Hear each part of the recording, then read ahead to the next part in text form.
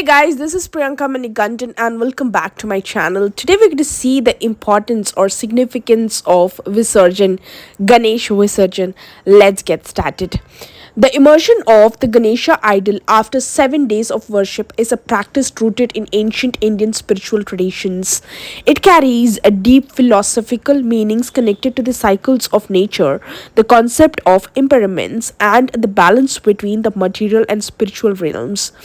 The Vedas and Puranas offer multiple layers of significance to this practice, highlighting its profound spiritual purpose.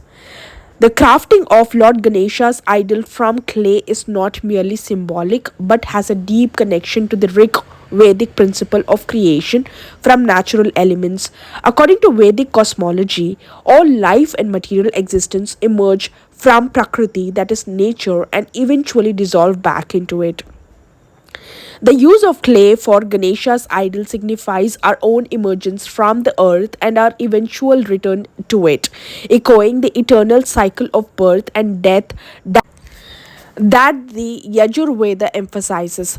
In this ritual, Ganesha embodies the divine principle of creation, while his immersion represents the dissolution of form back into the formless, in line with the Vedic concept of Pancha Mahabhuta, the five great elements earth, water, fire, air, and space, from which all creation arises and returns.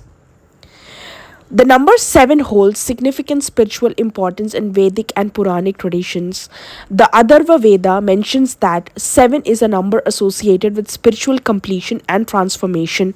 In Hindu cosmology, there are 7 heavens, that is Saptalokas, and 7 energy centers, that is chakras, in human body, each corresponding to different aspects of physical and spiritual consciousness.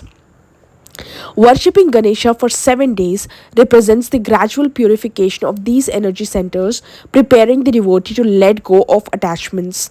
This cycle is aligned with a natural rhythm of life as seen in the lunar phases and seasonal changes, which are often reflected in Vedic rituals.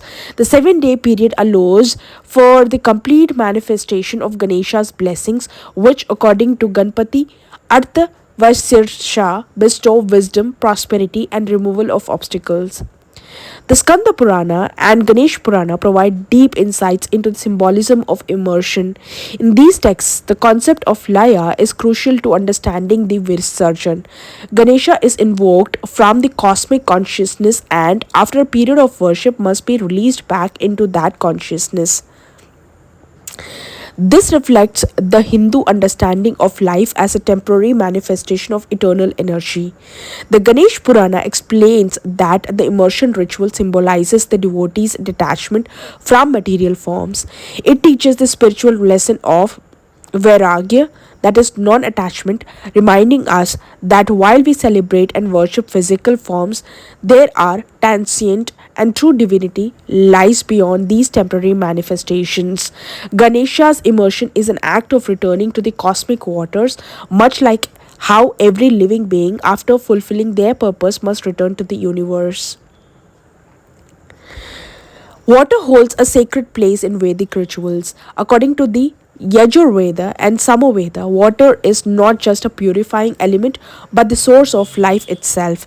Immersing Ganesha idol in water mirrors the concept of returning to the primordial source. The act of Visarjan thus becomes a purification ritual, dissolving the physical form of the idol and reminding us of the ephemeral nature of life. The Rig Veda praises water as a carrier of divine energy capable of renewing and regenerating life. When Ganesha is immersed in water, it symbolizes this dissolution of material into the spiritual, reinforcing the Vedic understanding that all matter is temporary while the essence or Brahman is eternal. From an ecological perspective, the tradition of making clay idols and immersing them in water is a representation of living in harmony with the nature. The Vishnu Purana and Bhagavata Purana emphasize the cyclical nature of existence, which is mirrored in the immersion ritual.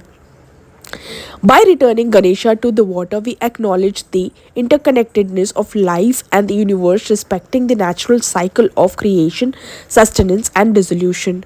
The Puranic texts often emphasize the importance of sustainable practices such as using eco friendly materials for idols. This also aligns with the modern revival of environmentally conscious rituals, reinforcing the timelessness of these ancient practices. Perhaps the most profound lesson of Ganesh Visarjan is the reminder of Anitya, that is, impermanence, a concept deeply rooted in both the Upanishads and Bhagavad Gita. Lord Ganesha's form is worshipped for short period and then as a representation of divine energy it is immersed back into the nature. This dissolution serves as a reminder that while forms change and dissolve, the underlying spiritual reality remains constant. The Bhagavad Gita, chapter 2 and verse 16, teaches that there is no existence for the unreal and no non existence for the real. The immersion ritual echoes the philosophy. Material forms are impermanent, but the divine essence of Lord Ganesha is eternal and omnipresent.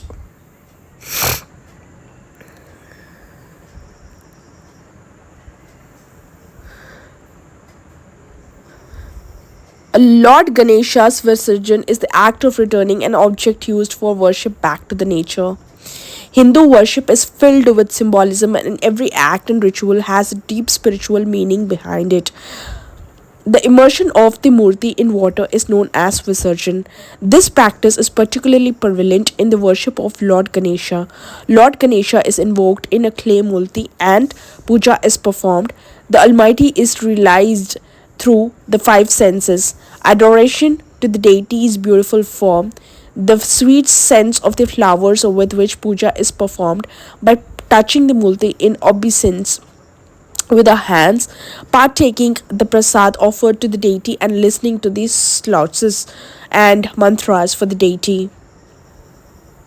At the conclusion of 3, 5, 7, or 11 days of worship, the Ganesha Murti is immersed in water ceremoniously and is re invoked the following year. This practice serves as a reminder to the devotee about the transitory nature of life and how our physical form is returned to the elements after death, but the immortal soul is incarnated in another form. Therefore, the devotee is reminded to pursue wealth of wisdom that the soul can carry and not material wealth that is left behind upon death. I just hope you guys enjoyed this video. If you did, please do hit a like button and please do subscribe to my channel for more videos like this. Have a great day, guys.